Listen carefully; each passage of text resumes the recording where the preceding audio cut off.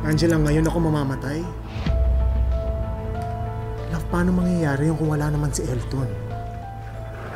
Bernard! Tulungan niyo naman ako dito. Kahit malapit lang yung bahay ko, ang hirap-hirap kayo maglakad ng may bitbit. Ano to, Nay?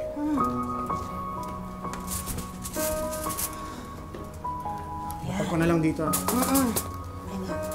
Ito, para sa birthday mo.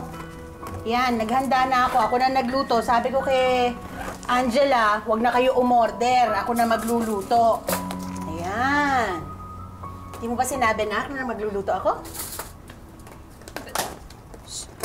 Sorry po, Nay. Nawala sa isip ko eh. Okay lang, okay lang.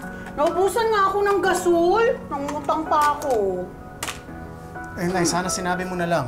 Ako na bahala doon. Ay, naku. Para kami na nagpa-deliver. Di na abala pa. Ay, tsaka sabi ni Angela sa akin, meron siyang aasikasuhin kasing importante. Kaya, okay na. Ano, nagawa mo ba yung gagawin mo? Opo. Okay na po. Oo, ngayon, asikasuhin na natin ang birthday mo. Ikaw naman ang pinaghanda ko. Ayan. Teka, tulungan mo ako sa labas kasi mag-iihaw pa ako ng liempo. Sige, Nay. Paborito mo to. Halika na. Love, si Nanay lang yun. Walang Elton. Tuloy ka na.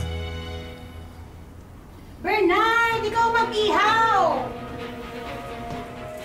Anak, lika na! Ito na, Nay! Ay, sarap. Ang dami naman ito. Favorite mo to eh. Tamang-tama para sa dalawang celebration. Anong dalawang celebration sinasabi mo? Eh, hindi naman yun yung anniversary ni Angela. So, ano yung isang celebration? Naku, huwag mo nga akong dinadaan-daan sa pangiti-ngiti mong ganyan. Gaano ba karaming darating mong bisita? Baka mamaya kulangin to. Sinong darating? Nay, hindi pa siya darating ngayon. Sino? Sinong darating? Oh. Yung magiging apo niyo, Nay!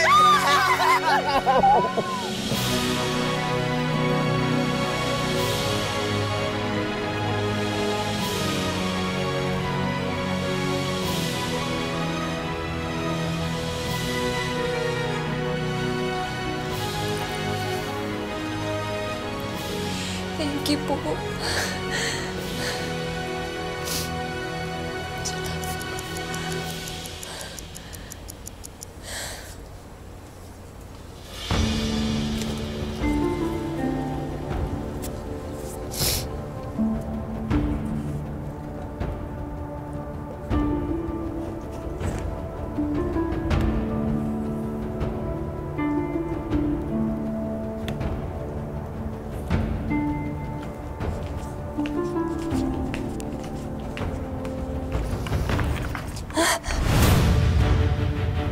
Did you miss me, babe?